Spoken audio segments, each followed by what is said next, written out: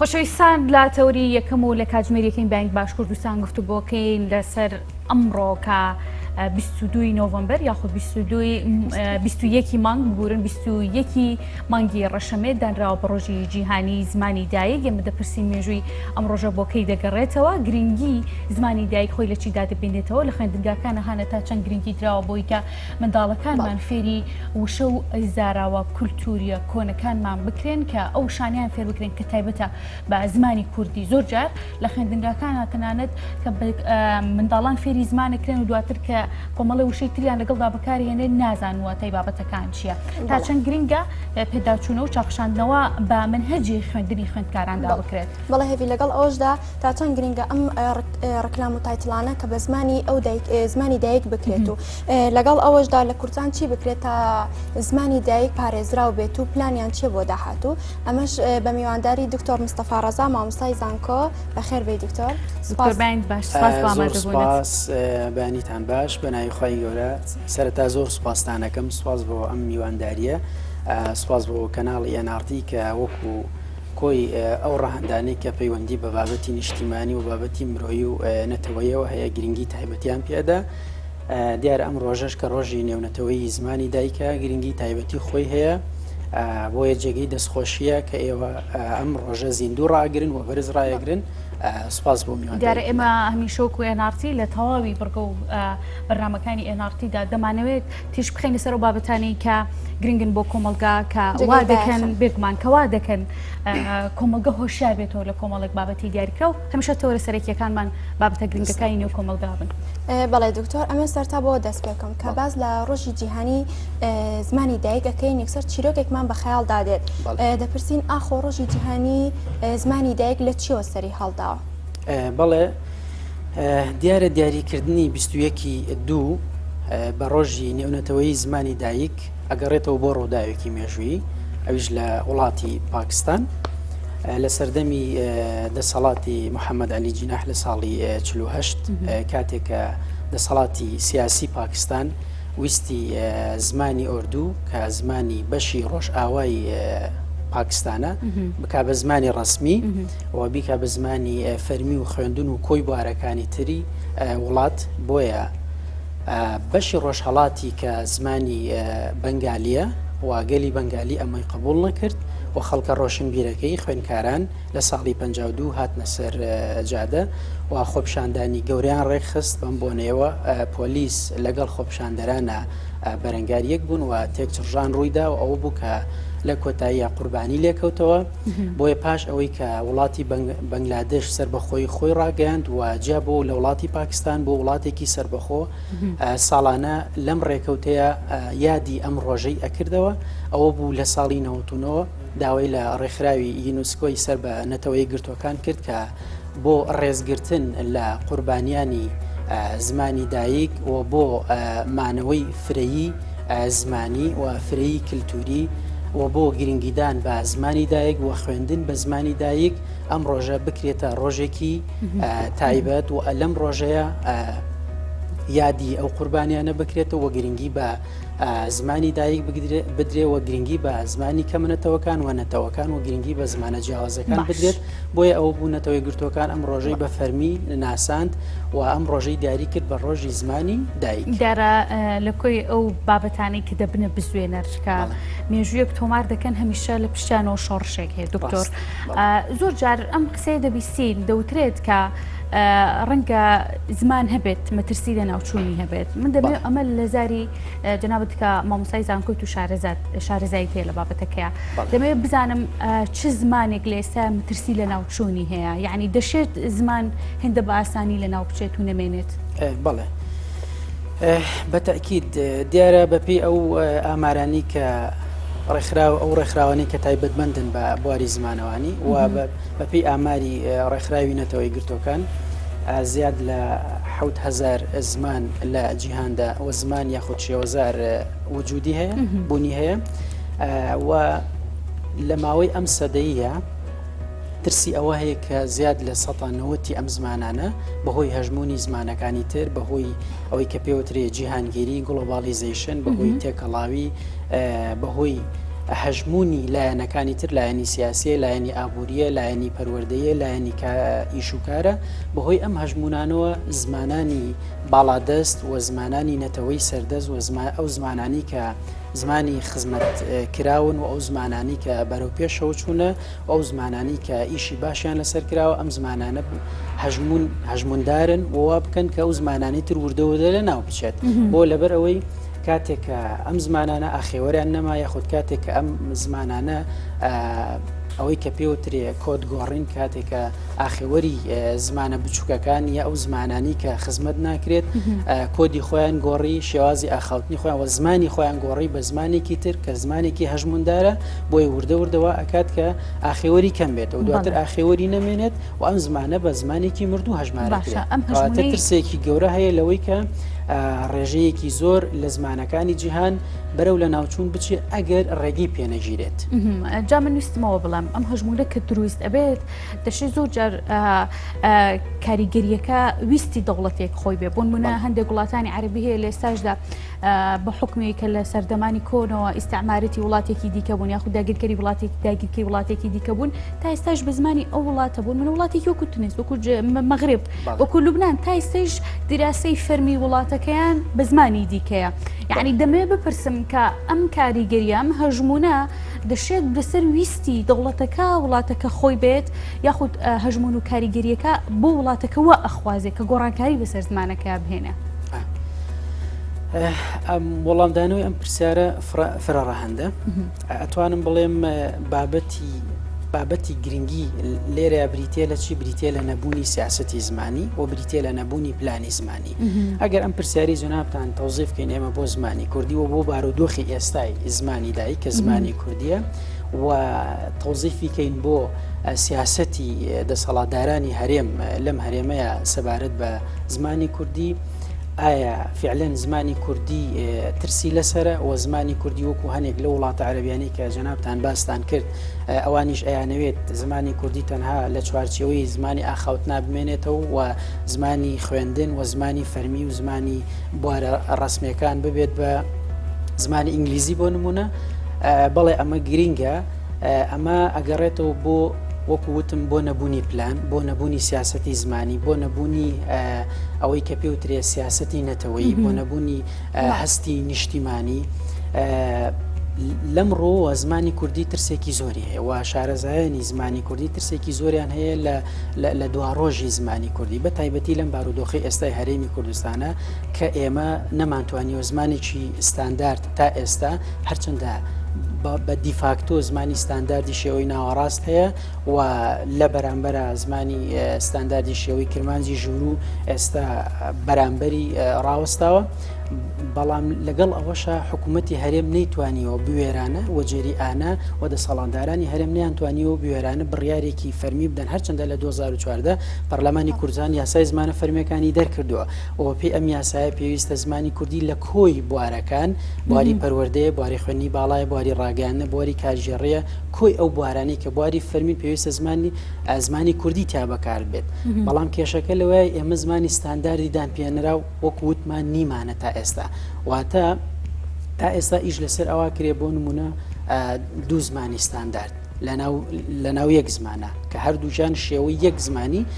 زمان کە پێوترێ زمانی کوردی کە شێوەی کرمانجی ژوورۆ لەگەڵ شێوەی کرمانجی ناوەڕاستە کە ئەمە نمونەی لە هیچ وڵاتێکی ترانیە لە هیچ وڵاتێکی ترا دوو شێوەی یەک زمان نەبووەتە زمانی ستاندارد ئەوەی کە لە وڵاتان هەیە و فرەستانداردێ بریتێ لە زمانی جیاواز بەس دکتۆر ببوورەهانە ڕەنگە بەشم خواردویت لە پرسیارەکانە بەس با بەسەرمانە تێنەپەڕێت ئێمە دەزانین کە ئێمە هەرێمێکی بچکۆلەین ناکرێت تۆ لە ناو هەرێمێکی سێ پارێزگاییە دەزانین کە بوونمونە حەقی شارێکی دیکە بخۆین کە شێوەزارێکی تایبەتیان هەیە کە کرمانجیە زاراوەیەکی زۆر جوانە زۆر تایبەتە زۆر جار مێژونووسانیش ئاماژە بۆ دەکەن کە بەر لە زمانی سۆرانی زمانی کرمانجی هەبووە ینی دەکرێونە بە ئاسانی ئەم زاراوەیە بسەڕێتەوە مامەڵی فەرمی پێوە نەکرێت من ئەمەوێ بۆ بینەرانتان و بۆ جەنابتان ئەوە ڕوون بکەمەوە کە ئەمە پەیوەست نییە بەوەی کە ئێمە ستەم لە شێوەیەک لە شێوەکانی زمانی کوردی بکەین ئەگەر زمانی ئینگلیزی بە نمونەوەرگین ئەگەر زمانی عەربی بە نمونەوەرگین وە کۆی ئەو زمانانەی کە لە جیهان هەیە کە ئێستا خاوەنی زمانی ستانداردی خۆیانن هەر یەکێک لەم زمانانە دەیان شێوازی ئاخاوتنی خۆیان هەیە و دەیان دیالێکتی جیاوازیان هەیە بەڵام یەکێک لەو دیالێکتانە بۆتە بناغا بۆتە ئەساسێک بۆ زمانی ستاندارد زمانی فەرمی ئەمە با بیرمان نەچێت کاتێک کاڵین شێوازێک لە شێوازەکانی زمانی کوردی ئەەکەینە زمانی ستاندارد واتە بۆ مانایە نییە ئێمە شێوازی قسەکردن لەو دیالێکتەکانی تر بسەنینەوە بەڵکو هاوشان لەگەڵ ئەوەیە پێویستە دەسەڵات پێویستە خەڵکانی پسپۆر پێویستە خەڵکانی تایبەتمەند بوو بوارە گرنگی بە شێوازەکانی تر بدەن چونکە لە کۆتاییە شێوازەکانی تریش ئەبنە سەرچاوە بۆ دەوڵەمەندکردنی ئەبنە پاڵپشت بۆ دەوڵەمەندکردنی زمانە ستانداردەکە شێوە فەرمێکە و ئەوەی کە ئێستا ئێمە ئەشڵین ئەمە بڕیاری کۆتایی نییە کە شێوەی کرمانجی ناوەڕاست ببێ بە زمانی ستاندارد یا کرمانجی ژوورو ببێ بە زمانی ستاندارد هەر شێوەیەک کە دەسەڵاتی ڕامیاری هەرێم و هەر شێوەیە کە خەڵکەکە خۆی لە کۆتاییە ئاخێوەرانی ئەو زمانە بڕیاری لێسەرەدەن لانی کەم بۆ ئەم پارچەی هەرێمی کورسان باشووری کورسان ئاساییە هیچ کێشەیەکمان لەگەڵ ئەویان نییە بەڵام کێشە بنەڕەتێکە ئەوەی ئەبێت یەکێک لە شێوەکان بوێرانە وەجێریانە دانی پێدا بنرێت ببێت بە زمانی ستاندارد هاوکات شێوەکانی تر کرمانجی خوارووە گۆرانە و کرمانجی ژوورو و کۆی ئەو شێوانەی تر یا ئەو شێوەزارانی تر ببنە پاڵپشتێک و زمانە ستانداردەکە زمانە فەرمیەکە وەکو سەرچاوەیەک وشیان لێوە وەربگرێت بۆ ئەوان ببن بە پاڵپشتێک ببن بە هۆکارێک بۆ دەوڵەمەندکردن و زەنگینکردنی ئەم زمانە ستانداردە نەک ئەوەی کە ینی ئەوەی ئێستا لە ساڵی 2010 ئەوەی بیرم بێت کۆمەڵێک لە خەڵکانی ڕۆشنبیر و کۆمەڵێک لە زمان ناسان و لە مامۆسایانی زانکۆ بە تایبەتی بە شە کوردەکان و لە ڕۆژنامەنووسان داوای ئەویان کرد کە شێوەی کرمانجی ناوەڕاست کە بە هەڵە بەداخەوە ڕاگەیانەکان پێڵێن سۆرانی کە ئەمە زاراوەیەکی زۆر خراپی بواری سیاسی و لە ئەنجامی دابەشبوو لێرە پرسیارێکی بۆ دروست بوو دکتۆر دێمەوە سەر و بابەتە بەهانە پرسیارێکی بکات مادەم پرسیارێک لەناو بابەتەکەیە بۆی بتوانین لە ڕێگەیەوە ئەو بابەت و تۆرانی ئامادەیەکەین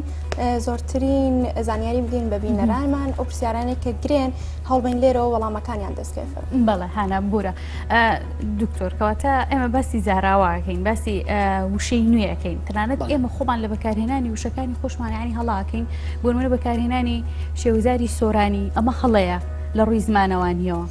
هەڵەکە لەوەیە ئەم بابەتە دابشکردنێکی سیاسیە ئێمە زانین لەم هەرێمەی ئێمەیە هەموو شتەکان بوونە بە مڵکی حزب خاکمان ڕەنگەکانمان وشەکانمان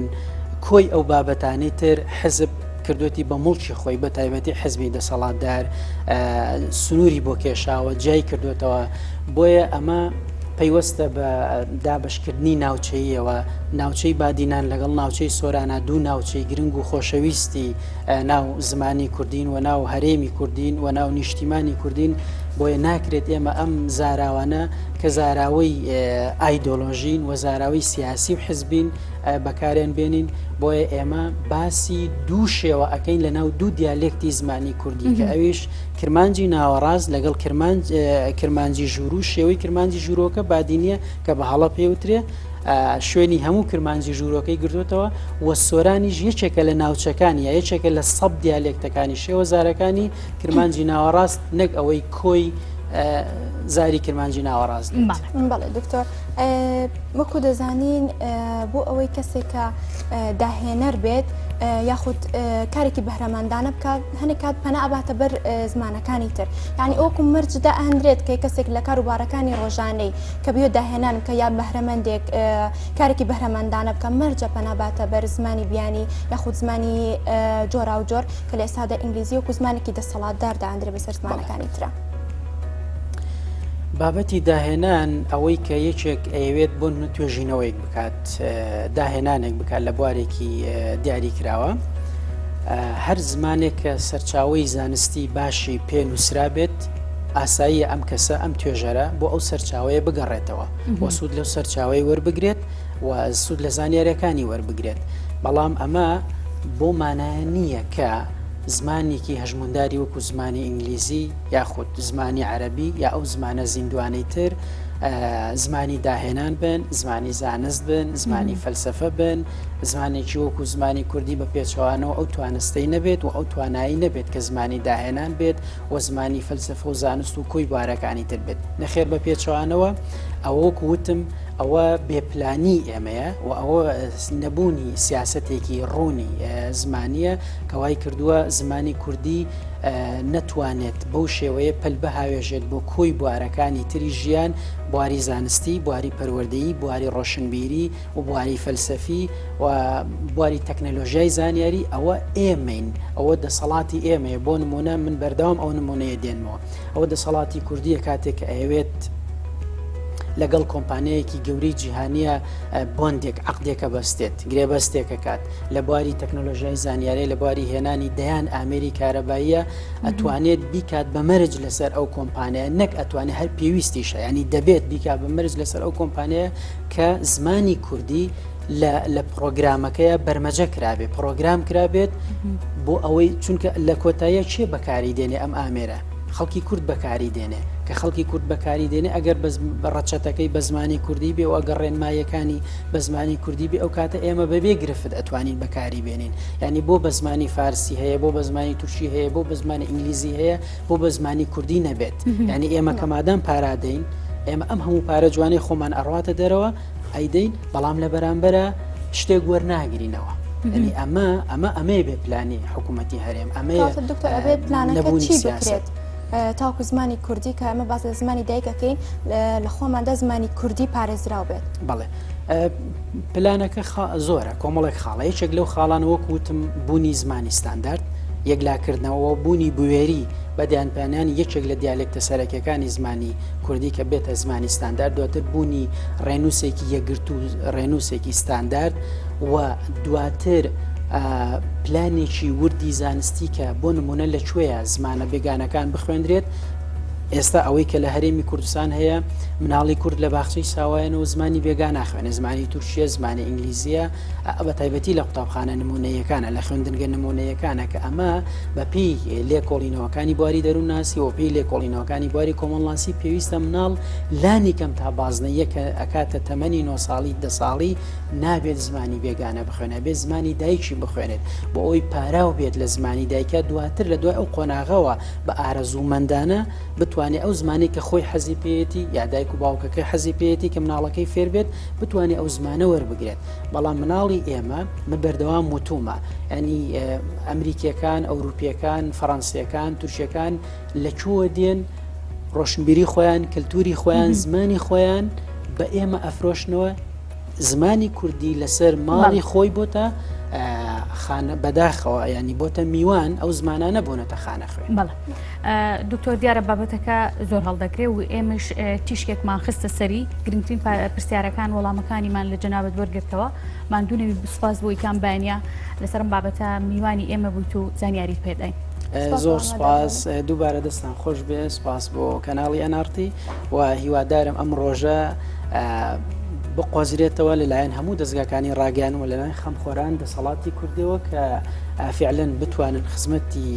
زمانی دایک بکەن، خزمەتی زمانی کوردی بکەن، چونکە لە بیرمان نەچێت زمانی کوردی ناسنامەی ئێمەیە و زمانی کوردی شۆناس و پێناسی کۆمەڵایەتی و کەسی ئێمەیە و ئێمە لە کۆتاییە ئەتوانین لە ڕێگەی زمانەکەمانەوە پەلبەهاوێژین بۆ هەموو ئەو بوارانی کە بە گرنگی زانین. دکتۆر مستەفا ڕەزا مامۆستای زانکۆ، سپاس بۆ تەواوی زانیاریەکانی کە لەم تەوری بانگ باشکوردستانیان مابوو.